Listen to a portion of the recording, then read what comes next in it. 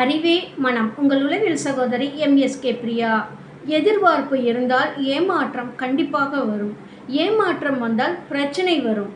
அப்போ எதிர்பார்ப்பு இல்லாமல் வாழ்க்கையை வாழ முடியுமானா முடியும். நீங்கள் எதைக்குமே எதிர்பார்த்துக்கிட்டு இது இப்படி தான் நடக்கணும், இப்படி தான் இருக்கணும்னு எதிர்பார்த்துக்கிட்டே இருந்தீங்கன்னா உங்களுக்கு பிரச்சனை கண்டிப்பாக வரத்தான் செய்யும். ஏன்னா உங்களோட எண்ணமானது, சிந்தனையானது டிபெண்டன்சி கேரக்டர்னு சொல்கிறோம்.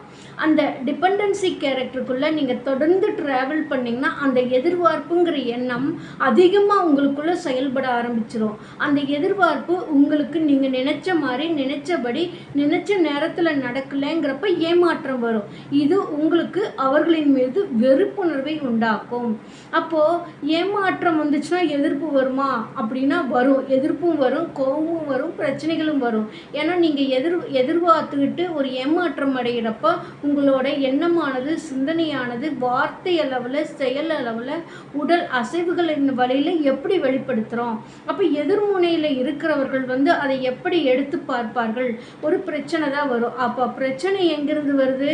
நம்மகிட்ட இருந்து தான் வருது. அப்போ பிரச்சனையை நம்ம தான் சமாளிக்கணும். நம்மகிட்ட இருந்து வந்த பிரச்சனையை நம்ம தான் சமாளிக்க முடியும். நம்மளுக்காக யாரும் உதவி செய்ய மாட்டார்கள். ஏன்னா உங்களோட எண்ணமானது, சிந்தனையானது, செயலானது, எதிர்பார்ப்பு, ஏமாற்றம் பிரச்சனையில் போய் நிற்குது. இதை மற்றவர்கள் எப்படி உதவி செய்து உங்களுக்கு ஒன்றை சரி செய்து கொடுப்பார்கள். மற்றவர்கள் எப்படி சிந்திப்பார்கள் என்றால், நம்மளுக்கு ஏன் இந்த பிரச்சனை என்று ஒதுங்கிக் கொள்பவர்களாக இருக்கலாம். அல்லது இவர்களுக்கு தொடர்ந்து நாம் சப்போர்ட் செய்து தன் பக்கம் வைத்து கொள்ளலாம் என்று நினைப்பவர்களாக கூட இருக்கலாம். எப்படி வேணாலும் எதிர்முனையில் நினைப்பவர்கள் இருக்கலாம்.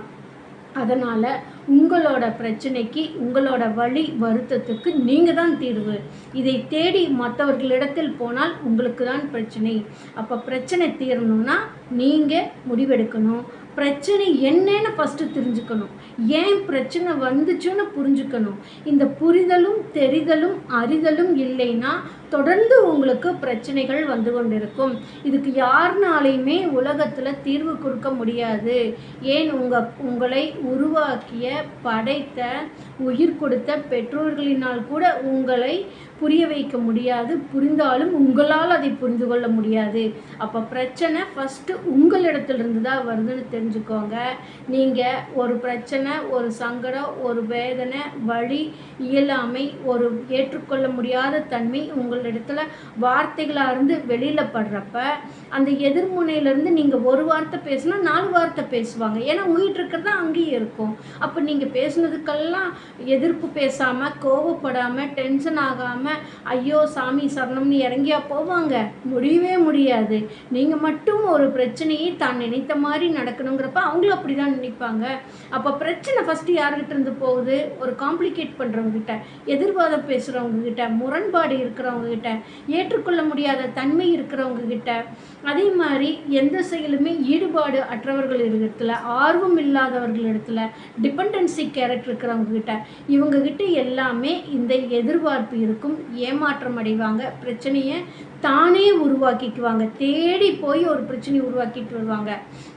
ஒரு எக்ஸாம்பிளுக்கு சொல்லணும்னா, ஒருத்தர் லைஃப் பார்ட்னராக இருக்கலாம். வெளியூரில் இருக்காங்கன்னா, ஏன் என்ன மேலே அக்கறை இல்லையான்னு ஒரு வார்த்தை கேட்டாங்கன்னா ஒரு பெரிய காம்ப்ளிகேட்டட் ஆகிடும். இந்த மாதிரி தான் பல குடும்பங்கள் விலகி போயிட்டுருக்குது. என்ன வார்த்தை, என்ன பேசுகிறோன்னு தெரியாமல் அன்புங்கிற பேரில், அக்கறைங்கிற பேரில், பாசங்கிற பேரில் ஊர் உலகத்தில் எல்லாம் பாசமாக இருக்கிறாங்க. என் மேலே ஏன் பாசம் இல்லைன்னு சொல்லி நீங்கள் எதிர்பார்த்துக்கிட்டே ஏமாற்றம் அடைஞ்சிட்டு இருந்தீங்கன்னா இதுக்கு தீர்வு யார்கிட்டையுமே இல்லை. உங்ககிட்ட தான் இருக்குது. நீங்கள் தான் உங்களை சரி பண்ணிக்கணும். நீங்கள் தான் உங்களை மாற்றிக்கணும். நீங்கள் தான் இந்த உலகத்துக்கு தகுந்த மாதிரி உங்களை அடாப்ட் பண்ணிக்கணும். அப்போ பிரச்சனையை நம்மகிட்ட தான் இருக்குது. ஆனால் உங்களை நீங்கள் சரி பண்ணால் உங்களுக்கு பிரச்சனை வராதுங்கிறத புரிஞ்சுக்கிட்டு ஃபஸ்ட்டு பிரச்சனையோட தன்மையை புரிஞ்சுக்கோங்க.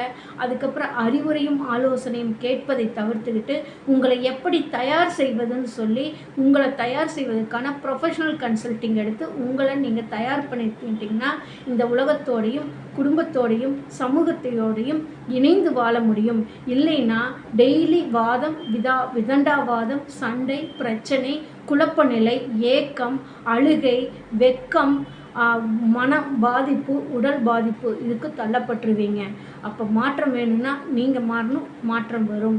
இதை தவிர்த்துக்கிட்டு மற்றவர்கள் மேல் குறை சொல்லுவதை தவிர்த்து விடுங்கள்.